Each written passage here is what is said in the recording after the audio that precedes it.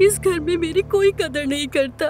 मैं प्रेग्नेंट हूँ लेकिन फिर भी किसी को मेरी कोई परवाह नहीं।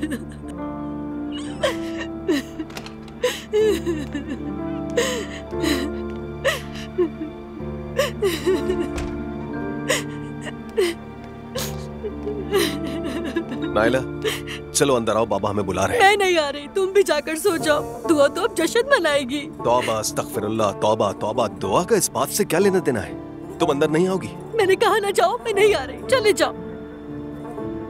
उफ नाइला, उफ। अगर दुआ ने ये घर छोड़ दिया होता तो इस घर में एक अलग किस्म का हंगामा बरपा होता। लेकिन तुम लोग अब देखना कि क्या करती हूँ मैं। मैं सोने जा रहा हूँ, सुबह बात करते हैं। थक गया हूँ, कसम से बहुत थक गया हूँ।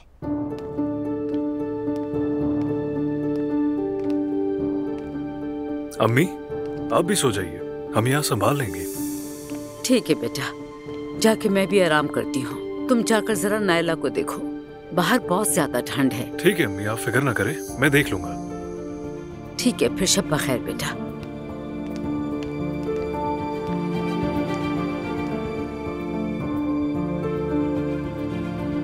या अल्लाह, वो तो गई।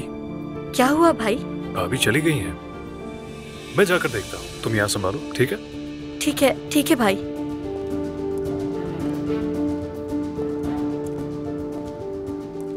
या अल्लाह, मैं किस जगह फंस गया हूँ? ये तो सिर्फ दूसरा ही दिन है।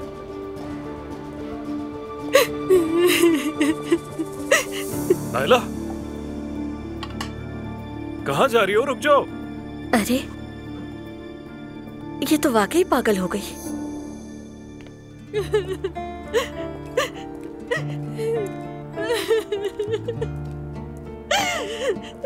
मैं इन सब से बहुत दूर चली जाऊंगी। नाइला, नाइला,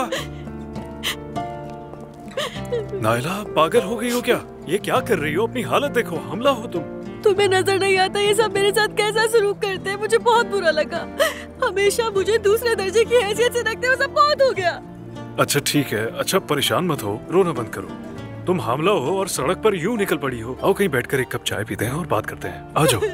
बस ठीक है, तुम हमला हो, ज्यादा रोने से बच्चे पर असर पड़ेगा। चलो चुप हो जाओ, चलो।